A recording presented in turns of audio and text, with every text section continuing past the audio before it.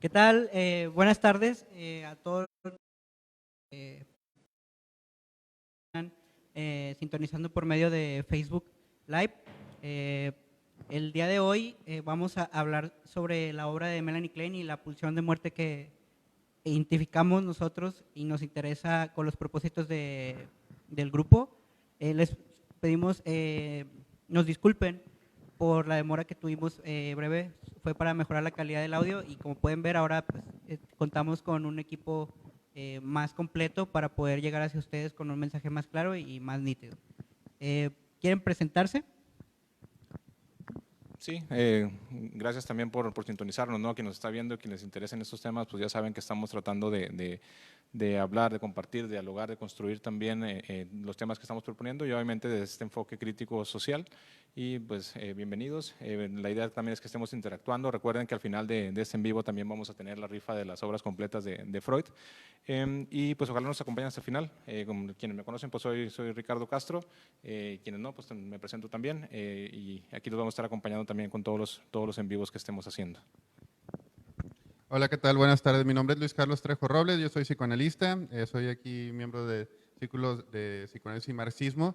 El día de hoy pues vamos a hablar sobre 3 textos de Melanie Klein, por ahí de los 30, 40, 50, principios de los 50. Melanie Klein es fundamental para lo que es el psicoanálisis infantil, por ahí pues tuvo una riña un poco ahí con Ana Freud y luego la corrieron de la IPA, pero bueno. Aquí vamos a basarnos respecto a su contenido teórico, vamos a hablar algunos conceptos, a tratar de dilucidarlos y que, bueno, si ustedes se quieran acercar más a la obra de Melanie Klein, para que vayan como captando todo esto y después lo puedan hacer de utilidad si quieren seguir en el psicoanálisis y atender pacientes infantiles, sobre todo. Aquí tenemos… Y de aquí no vamos a correr a nadie como en la IPA, ¿no? Depende. Bueno, bueno, yo como hice la introducción, pero no me presenté, Misael Sandoval, también miembro aquí desde hace un tiempo y retomando las actividades del círculo. Vamos a estar comentando estas 3 obras fundamentales de Klein, específicamente con el enfoque en la pulsión de muerte, la ansiedad y los procesos fundamentales del inicio de la vida de los individuos. Me parece que también quiere presentarse aquí nuestro compañero.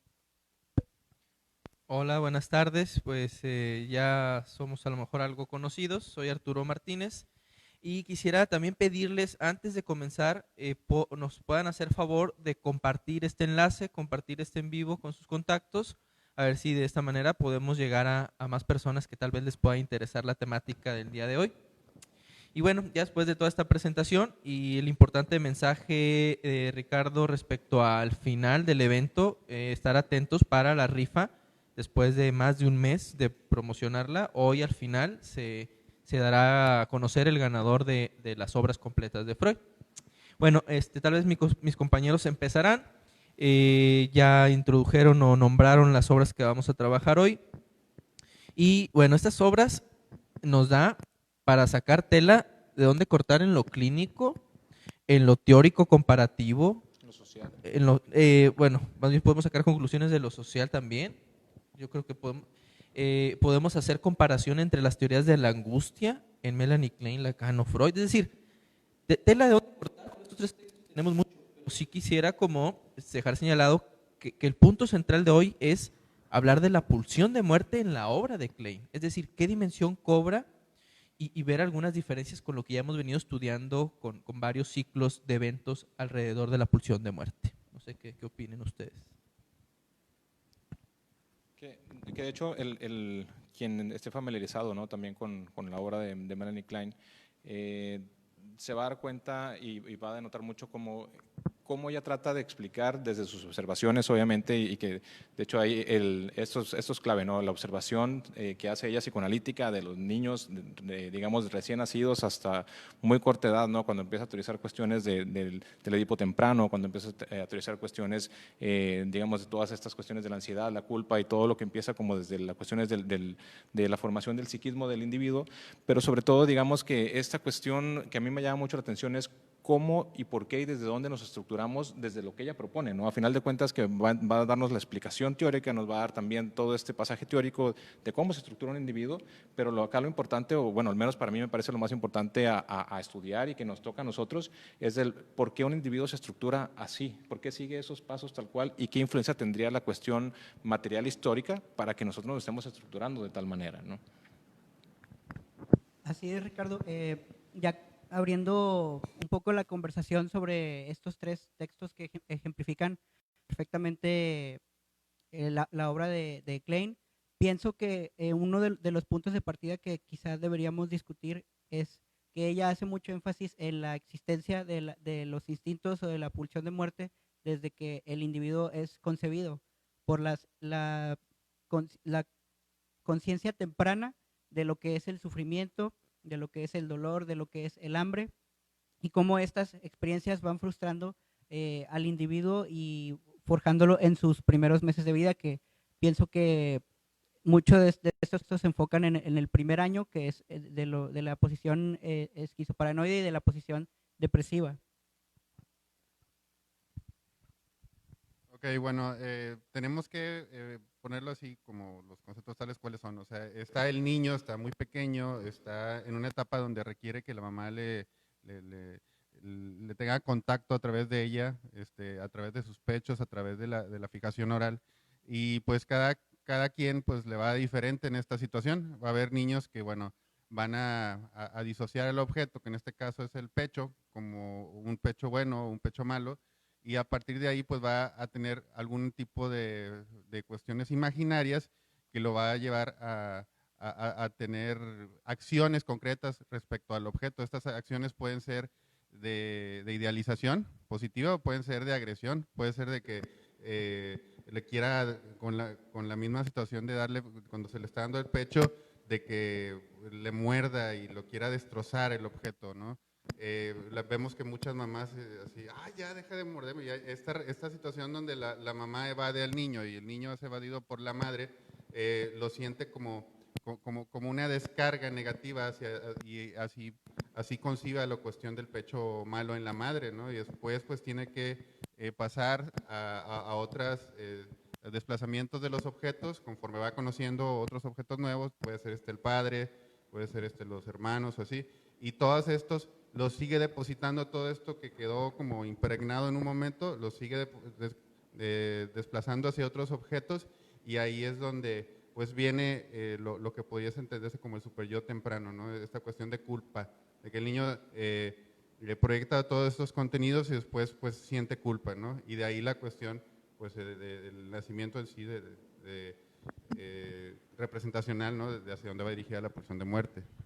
Que también para que vayan poniendo un poco de contexto, cuando hablamos de la teoría de Melanie Klein tenemos que poner en claro que estamos hablando de una cuestión de objetos introyectados, objetos psíquicos introyectados, es decir, las figuras cuando hablamos de una madre, un padre o cualquier persona con la que se tenga relación, va a ser una cuestión introyectada, va a ser una construcción psíquica que nosotros hacemos en base a esa reacción de la relación interpersonal que tenemos con esa persona, que es una persona así de carne y hueso, pero que al final de cuentas nosotros vamos a interpretarla y introyectarla a nuestro psiquismo, y en base a cómo lo introyectamos nosotros, así como lo dicen, ¿no? Como cada quien le fue en la feria, nosotros vamos a empezar a relacionarnos con esas personas, ¿no? Como vamos a forjar nuestras relaciones interpersonales, y que en cierto modo, siempre lo he pensado, ¿no? Como en esta cuestión de las relaciones tempranas van a ser como nuestros moldes de interacción interpersonal a futuro, ¿no? En la cuestión de cualquier persona con que nos relacionemos a futuro, vamos a tener esos mismos moldes de interacción interpersonal, ¿no? Como las cuestiones transferenciales, a final de cuentas. Y que además Klein lo repite varias veces y Winnicott refuerza esa idea que está diciendo Ricardo de es necesario que el bebé interprete, es necesario que el bebé complemente la realidad externa con la realidad interna. De esa manera es poder crear la mente. ¿Sí? La mente no es un acto automático, sino que es justo el resultado de esta interacción entre lo interno y lo externo. Y Melanie Klein, pues la conocemos por darle un énfasis y un especial acento a esta realidad interna del bebé, a este mundo fantaseado de él.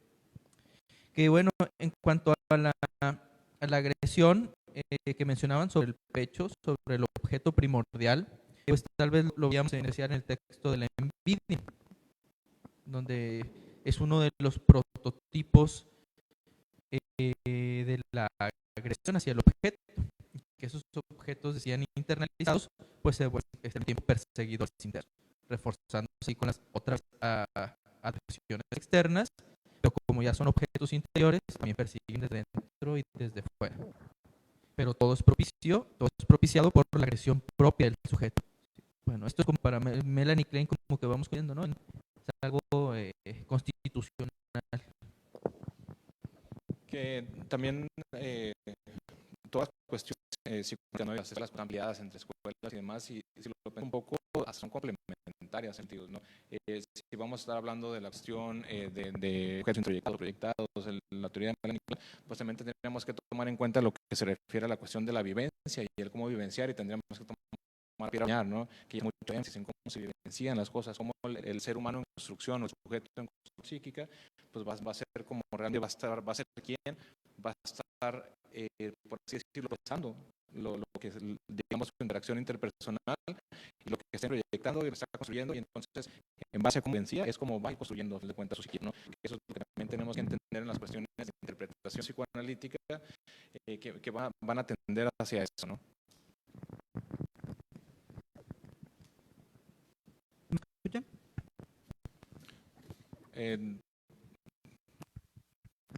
Si nos escuchan, parece una pequeña interrupción. De acuerdo, se está cortando el micrófono, entonces vamos a estar interpretando con estos dos. Entonces yo aquí se lo está pasando a Trejo y ustedes dos se lo paso. Bueno, esta cuestión de Melanie Klein, muchachos,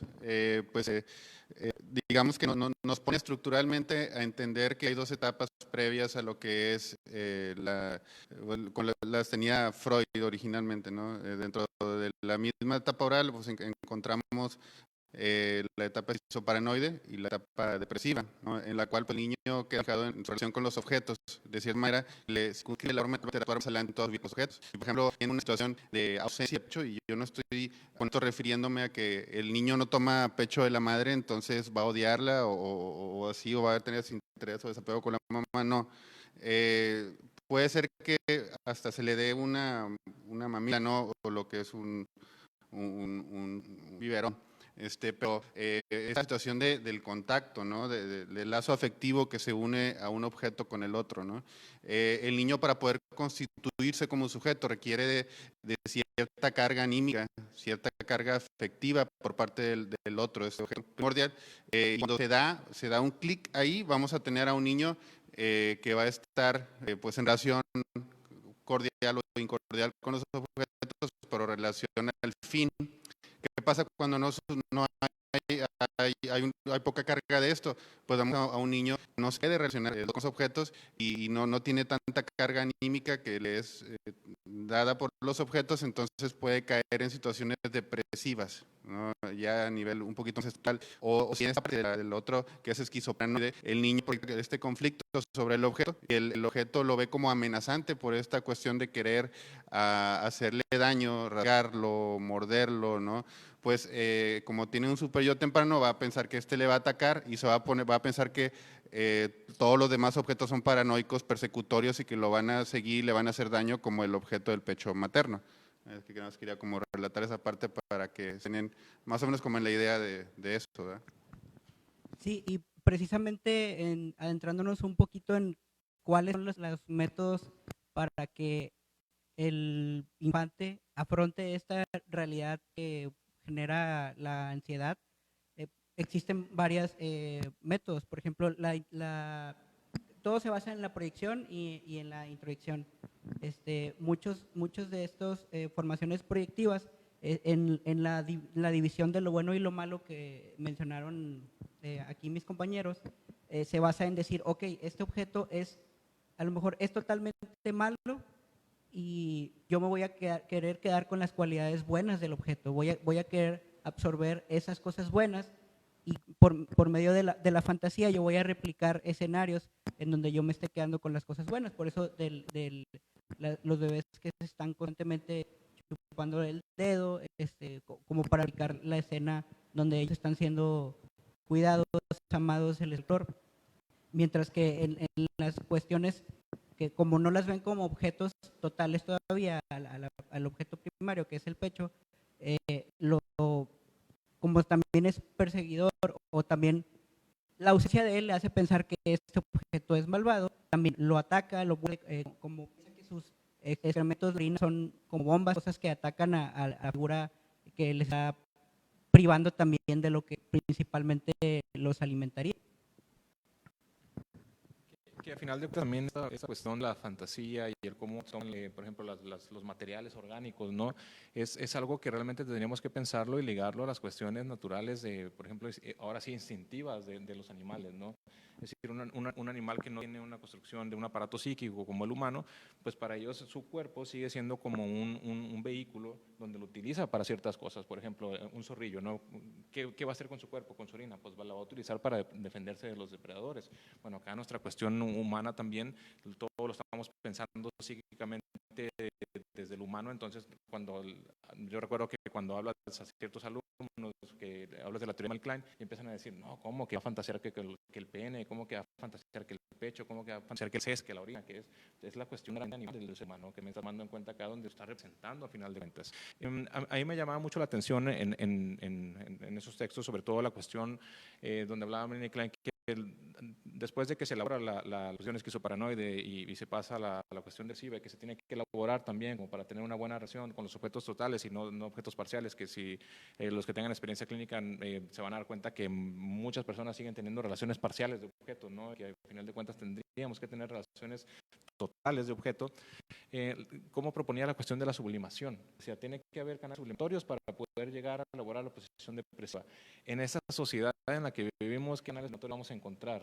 Es decir, realmente hay canales sublimatorios que terminen por ayudarnos a realmente tener las concepciones totales de objeto elaboradas, o no los vamos a encontrar, porque a final de cuentas lo que vivimos también en carne y hueso es obviamente en cuestiones introyectadas inconscientes de la explotación laboral, en las cuestiones de las jerarquías dentro de la familia, las cuestiones de las jerarquías sociales, las cuestiones de la diferencia de clase, ¿no? Entonces, al no tener eso elaborado también, pues no vamos a encontrar canales sublimatorios, ¿no? De género, ¿no? Diferencia de género, sí, el privilegio de género y demás, ¿no? Que todas esas cuestiones sociales pues también las vamos a poder anclar y ligar forzosamente, las tendríamos que ligar a la teoría de Melanie Klein y la teoría de la pulsión de muerte, que son otros conceptos de pulsión de muerte, tratando de ligarlo en el sentido de dónde surge y por qué en esta sociedad tal vez en la que vivimos van a encontrar mucha expresión o muchas formas para poder no canalizar, sino a final de cuentas estar expresando y en cierto modo hasta, digamos, en esta relación de convergencia de pulsión de muerte, pareciera que la expresión más encuentra es la muerte, es decir, la vida, ¿no? Trejo lo ha mencionado en varias ocasiones, ¿no? Cómo a final de cuentas, como es una íntima relación, la opción de vida, pulsión de muerte, ahorita ante la cuestión de que estamos enfrentando, ¿no? La cuestión de la contingencia sanitaria, pues hay una parte que es la pulsión de vida que está haciendo que haya muchas concepciones, ¿no? Y que van a nacer muchas vidas como de contrarrestar pulsión de muerte. Creo que a cuentas las vidas que van a nacer en una sociedad que va a seguir teniendo las manifestaciones de la opción de muerte, por así decirlo, todo lo que dan, ¿no? No sé ustedes cómo lo piensan. Sí, yo creo que esta parte es trabajar a Melanie Klein, sí, poner a trabajar o poner en marcha los conceptos de Klein en función de un contexto social determinado, como la publicación que decías, y que pues es uno de los conceptos más burgueses que hemos cuestionado de Freud, la sublimación, como si la sublimación fuera el canal o la escapatoria ante una crisis irreductible en el ser humano. Y también un problema con Melanie Klein es que luego Winnicott la lleva al extremo al asumir que todos los problemas psicopatológicos pueden ser resumibles y corregibles en el asunto de la relación objetal. Es decir, no llevan a una extrapolación social porque una madre complica tanto y se complica tanto en relación con los hijos. Es ahí donde tendríamos que trabajar mucho a Klein y a Winnicott en que no llevan a un plano social, sino que se quedan en un plano psicopatológico.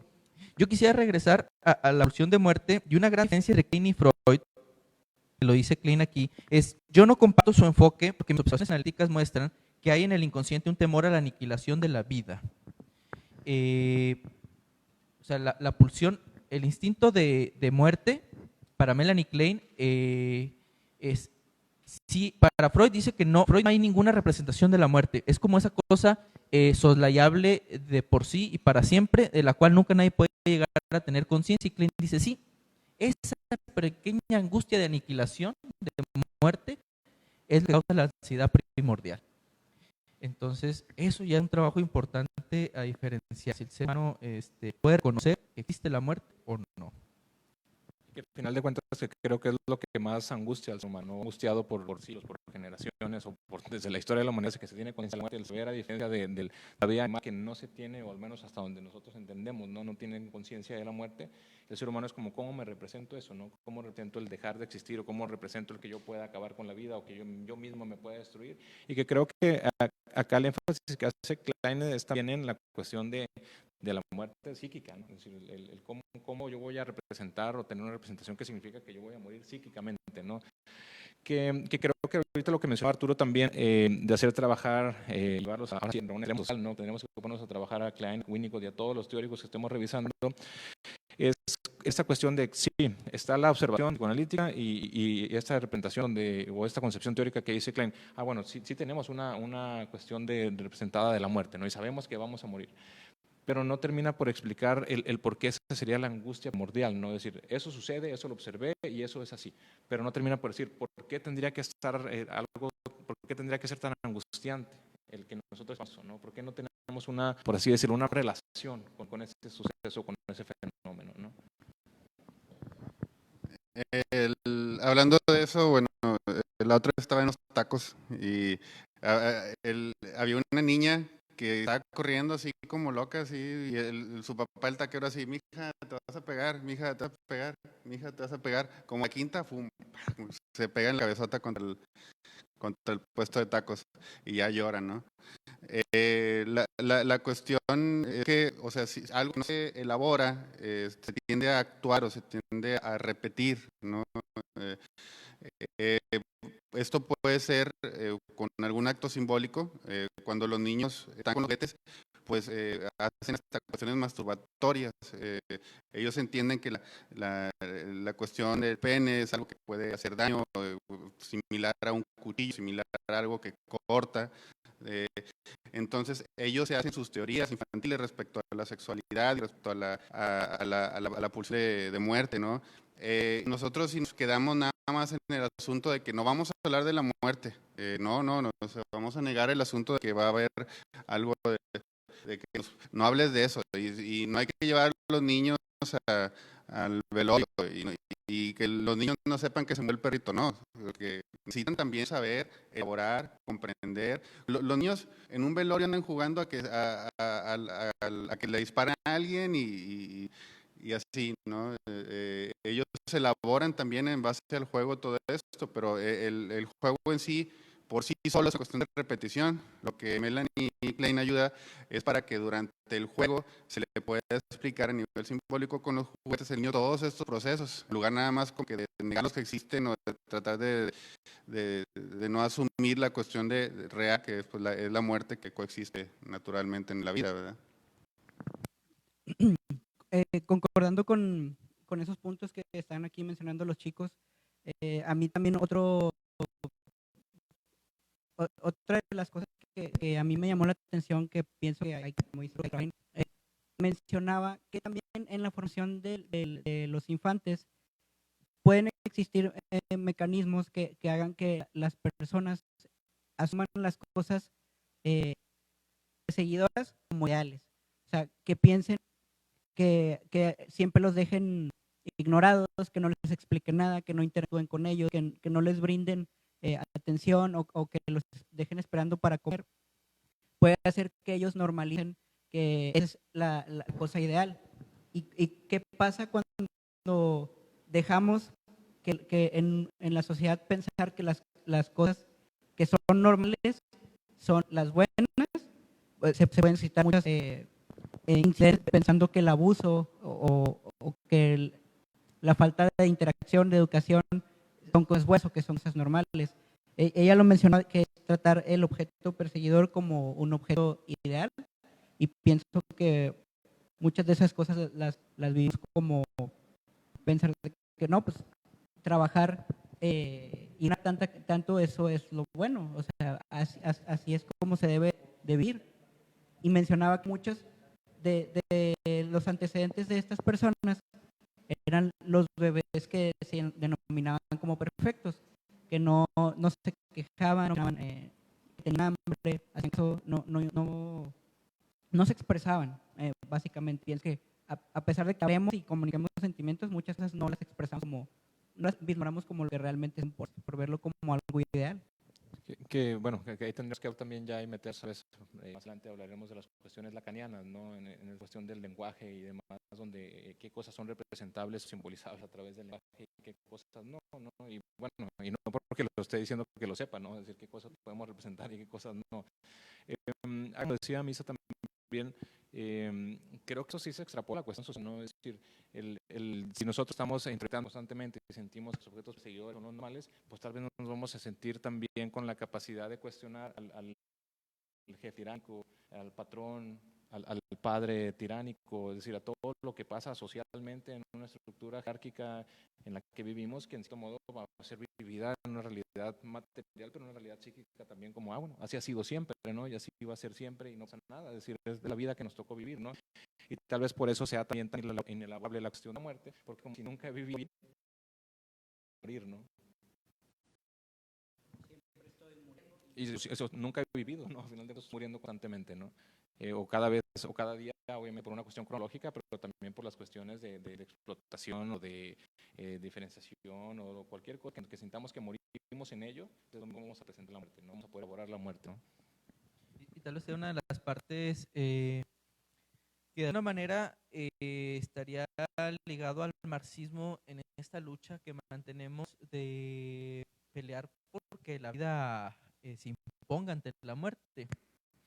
Y Melanie Klein en el trabajo sobre la teoría de la ansiedad y la culpa, pues piensa en esta lucha permanente y por momentos me hizo pensar en Marcuse, en donde hablaba de esta misma lucha de Eros.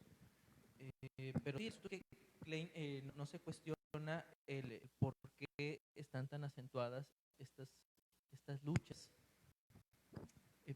Bueno, yo quisiera también, tal vez luego una modalidad diferente nos ayude. Aquí tenemos nuestra propia lectura, nuestra propia perspectiva, nuestro propio abordaje. Y yo quisiera acentuar que la pulsión de muerte no tiene el elemento repetitivo sistemático que tiene para superar un trauma. En Melanie Klein, la pulsión de muerte es una cuestión que resulta de la agresión constante entre los objetos y la interpretación de la propia agresión del sujeto frente al mundo. Y entonces es un elemento mucho más de orden permanente. En cambio, en Freud, la compulsión a la repetición que sostiene la pulsión de muerte, pues da como la posibilidad tal vez esta termine, ¿no? Y no sé si en Klein se cierra la posibilidad, puesto que es un ciclo permanente de proyección e introyección. No sé si es un carácter diferente porque en las tres obras que leímos no hay un carácter, ni un solo referencia a la compulsión a la repetición. La pulsión de muerte siempre la lucha entre agresión introyectada y proyectada. Es interesante, no sé si Klein lo ha pensado, simplemente soslayó esa parte en su análisis. Igual, creo que la única parte donde hizo énfasis en la repetición fue en cuando el infante está adquiriendo la cuestión de la reparación. O sea, está midiendo qué tan bueno es para reparar, repitiendo constantemente, a lo mejor haciendo gracias, haciendo reír a las personas, viendo que si le están haciendo a un lado y hace ese tipo de cosas, va a obtener el objeto bueno o va a obtener las cualidades buenas que va a querer absorber en este caso, la gratificación. Entonces pienso que ese es el apartado donde lo menciona, pero no es decisivo o no lo llama ya, que creo que es la misión Sí, la de hoy. repetición la habla con la elaboración del duelo, en la reparación. Es decir, cuando la persona está en la posición depresiva y está aprendiendo como a elaborar un duelo, una pérdida, es cuando ahí sí hay una repetición. Es el único pasaje que recuerdo donde lo subraya, ¿no? Pero no lo liga a la pulsión de muerte. La compone la repetición. Es una cuestión repetitiva, pero para elaborar un duelo, una pérdida. Y en la cuestión de Y también ahí se menciona, creo que ella siempre hizo énfasis en que lo que se pierde o lo que recuerdo siempre es lo mismo, siempre es el afecto de la figura total, cuando ya empieza a sentir la culpa.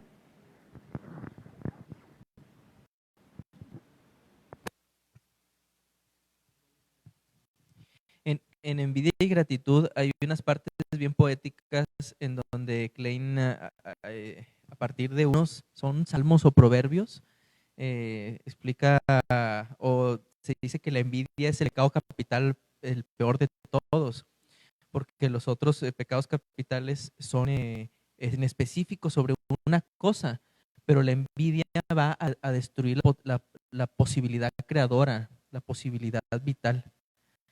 Sí. O sea, la envidia, no sé, y aquí es donde también quisiera hacer trabajar a Klein, obtener muchas cosas. La agresión, es decir, la envidia es el prototipo de agresión, o en qué momento, porque en los ejemplos clínicos que dan envidia y gratitud, pues parece que todo se reduce a la envidia como ataque primordial a las cualidades del objeto deseado. Pero ¿no habrá otras formas de agresión? Yo pongo así porque también las he leído en Klein, o sea, sé que sí existen otras formas de agresión que tienen que ver con otro tipo de simplemente de defensa. ¿Sabes qué? Simplemente eres amenazante y te quiero destruir, no porque te envidie, sino porque eres amenazante. Entonces, llega un momento en el que de repente Klein parece que agarra vuelo y empieza a interpretarlo todo a partir a veces de esto o a veces de lo otro. Y es ahí donde, por ejemplo, a Klein siempre se le ha reprochado no sistemática, no volver a revisar sus textos. Así como Freud, que hacen ensayos en el 5, en el 10, en el 15 y en el 20, Klein no revisa, y de esta manera a veces es repetitiva. Pero qué poética, y qué digo, que dan el clavo, Klein, eso la envidia al ser uno de los elementos más cargados de nuestra sociedad neurótica que sabemos, y la gente hasta se defiende de las envidias con amuletos y con más cosas, y dice, las envidias son bien malas, cuida de las envidias de la gente, porque la envidia es ese elemento destructor. Si yo no tengo ese objeto, prefiero que tú tampoco lo tengas.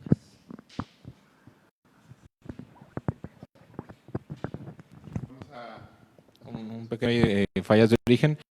También, y obviamente como lo dice en esta acción de agresión, como el origen que diría la cuestión de la envidia, también también habla de los celos, ¿no? En la cuestión edípica. Ya cuando entran los celos, dice primero en una cuestión de objeto, en la primera relación de objeto es la envidia, pero ya cuando entra la cuestión edípica, ahora sí ya mete la cuestión de los celos como origen de la agresión también, o como otro de los orígenes de la agresión, ¿no? Y que sí, tendríamos que revisar también la cuestión de las construcciones de valores y creencias sociales en que vivimos, de cómo una cuestión de la envidia está tan arraigada realmente y por qué tendría que ser unos valores preponderantes, ¿no? Como muchos otros valores que nosotros tenemos en nuestro sistema de valores y creencias que tendríamos que cuestionarlas a final de cuentas para también poner a trabajar a esos teóricos, ¿no? Y también en cierto modo nosotros hacer como tratar de dilucidar un poco el por qué tendrían que ser esos los sistemas de valores predominantes o por qué son y por qué tendrían que funcionar o por qué tendríamos que funcionar de esa manera, ¿no? Va a estar más difícil ahora la logística, pero vamos a estar pasando acá el micrófono.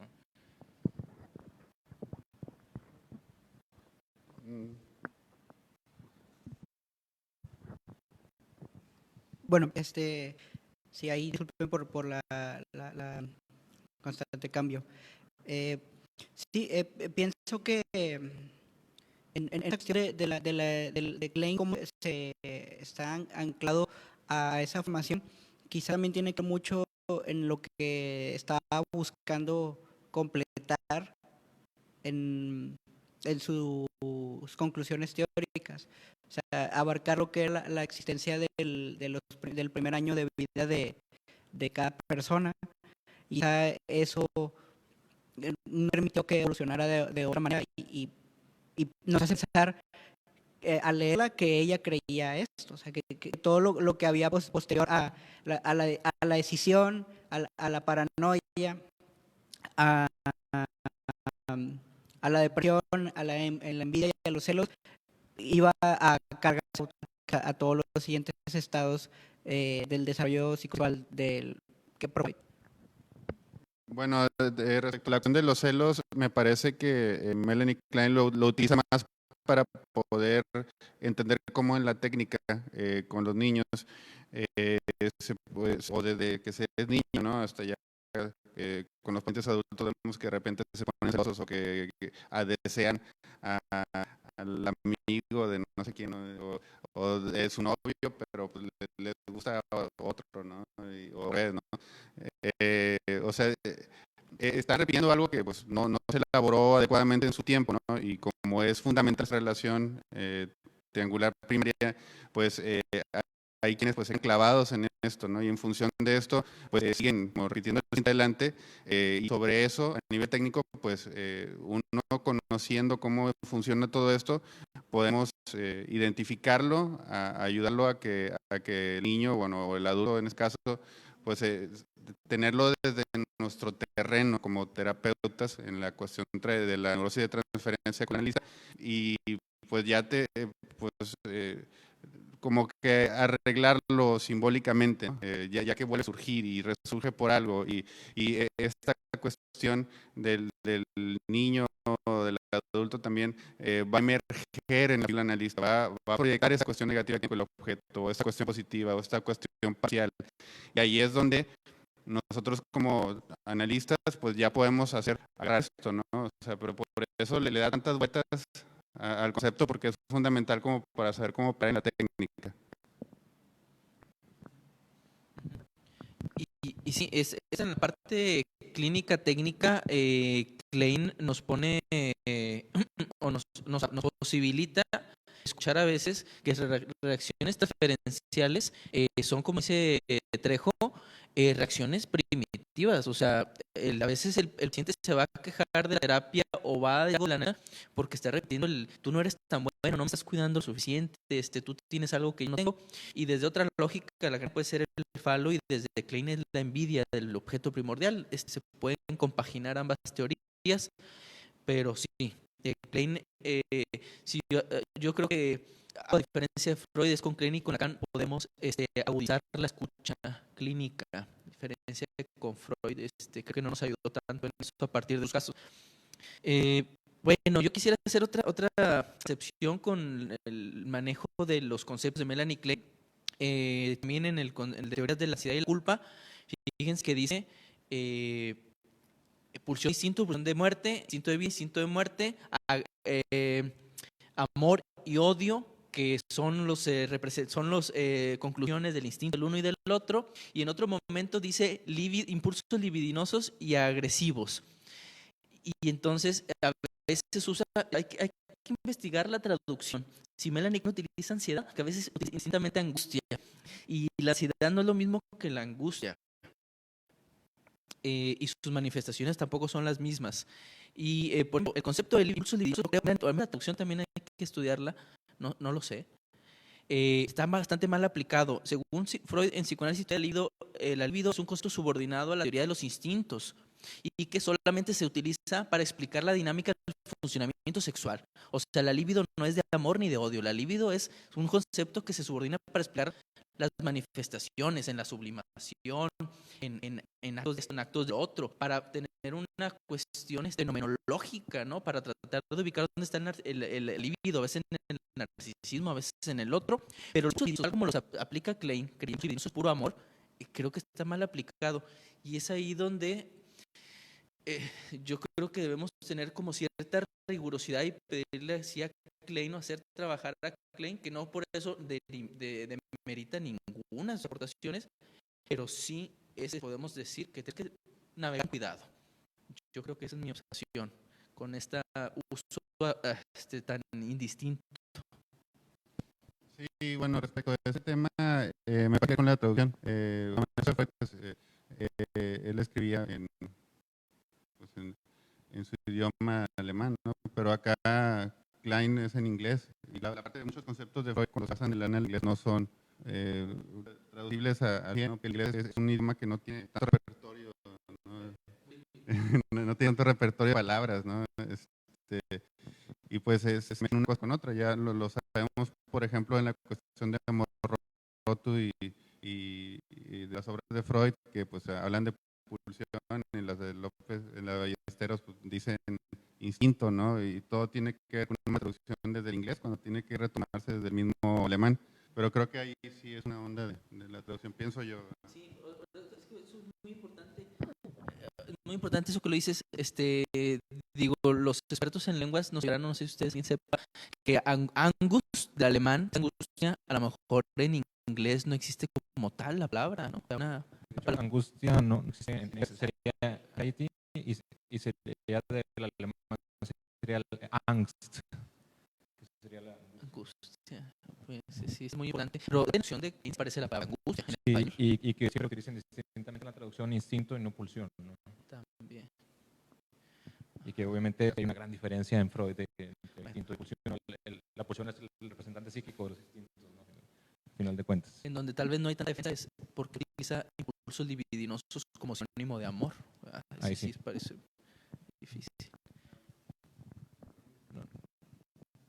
No, de hecho, nos olvidamos un poco de la interacción, ¿no? En el en vivo. No sé si alguien Nos tenga emocionamos. alguna duda o algún comentario, algún reproche, ¿no?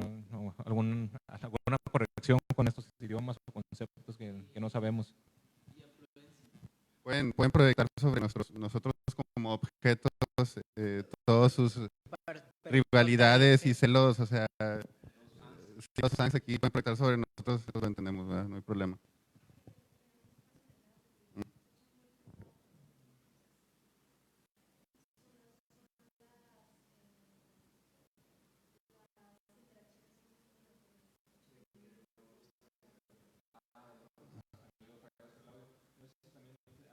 Estemos como entrando mucho al audio como tal, o también puede hacer fallas en la cuestión de la red, ¿no? También a veces los videos se entrecortan los en vivo por la cuestión del internet. Ha sucedido muchas veces. Puede que aquí también nos esté fallando el internet y salga entrecortado, ¿no? Más que la cuestión de los micros o por el estilo. De un poco cómo estamos. No sé si ya son los ganadores. 10 minutos para ir cerrando también. Conclusiones, podemos ir dando. No sé si ya me escuchan bien. Sí. Pues parece ser que sí. Parece ser que ya me escuchan. Bueno, entonces vamos a tener que repetir todo desde el inicio porque no le escucharon nada, no se atendieron. Sí, pues si estando en marca de cierre, para ya dar paso a la esperadísima rifa de las obras, tuvimos muy buena respuesta, entonces esperen por favor más tipos de dinámicas como esta. Para mí, lo importante de leer a Klein, ya interactuando aquí con compañeros, primero es la importancia de leer también a Freud, o sea, porque ella, por supuesto que hace retoma muchas alusiones a Freud, pero pienso que quizá por su su texto histórico, que no sé si le echaron una investigación a todo lo que le pasó a Klein, que falló de cáncer de colon, me parece. No, bueno, ahí después investigamos un poco más sobre eso.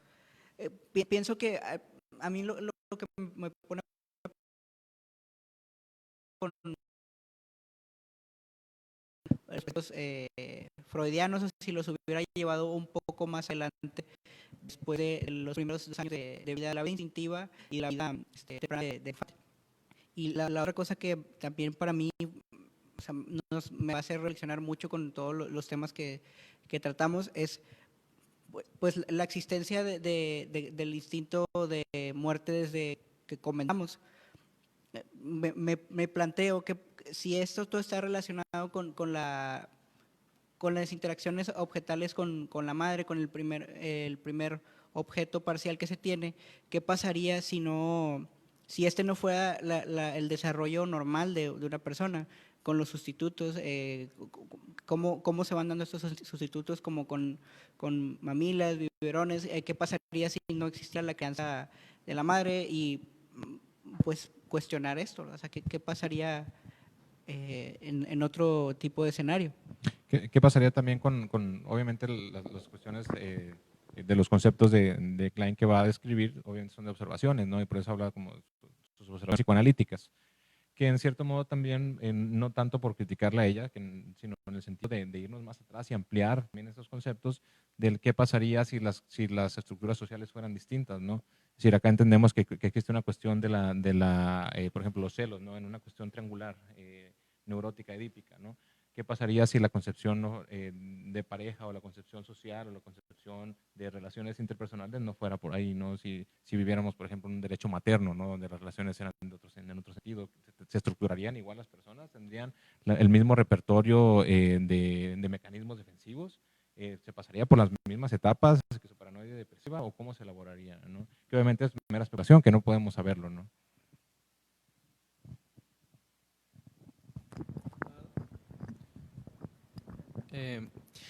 Pues bueno, como también creo que estamos tal vez ya en la línea del cierre, a mí me gustaría resaltar el trabajo de Melanie Klein cuando hace una referencia que medio, algo debe tener la broma, pero como en Amor, Culpa y Reparación, nos dejan claro que realmente todo puede ser el pecho materno, la nación, la patria, tu equipo, realmente la defensa siempre es la defensa del pecho. Y cuando nosotros hablamos de envidia del pene o envidia fálica, Klein nos deja ver que se nos olvida que la primera envidia es al pecho. Entonces, creo que Melanie Klein también nos hace trabajar a nosotros y nos deja ver y nos enseña qué dialécticos tenemos que ser en el desarrollo y en las manifestaciones de lo psicosexual. Entonces, me gustaría como resaltar ese carácter inteligente de Melanie Klein. Y me gustaría subrayar que en lo esencial y en la aceptación del concepto base, que significa una inercia a la muerte, Klein la acepta, al igual que Freud, a diferencia de Winnicott, que no la va a aceptar. Tiene las diferencias que ya mencioné para en el inconsciente, para Klein sí hay un sentimiento de aniquilación. Y bueno, con otras pequeñas diferencias como criticar que para Freud la angustia de castración es la central. Y Melanie Klein dice que no, que la angustia de muerte es la que refuerza la angustia de castración. Pero bueno, Para material de otro en vivo, ¿no? También, como hablas de esta cuestión de la reducción, por así decirlo, o el anclaje al pecho, ¿no? Que todo puede ser pecho, también la reducción de la cana al falo, ¿no? Y que en cierto modo también podíamos ligarlo a cuestiones de donde acá se le da más sentido o más peso a la cuestión femenina, hablando del pecho, se le da más peso a la cuestión masculina, ¿no? Con la cuestión del falo. Que digo, es tema para otro en vivo. Ok, perdón, Ricardo, ¿hay una pregunta? ¿Hay una pregunta? Sí.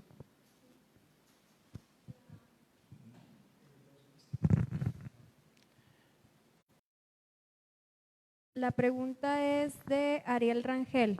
Él pregunta, dice, respecto al tema de Melanie Klein, si el bebé recibía muy esporádicamente pecho y de cierta forma proyectaba su odio mordiendo o rasguñando el pecho, ¿qué pasaría con aquel bebé huérfano que se le dio teta?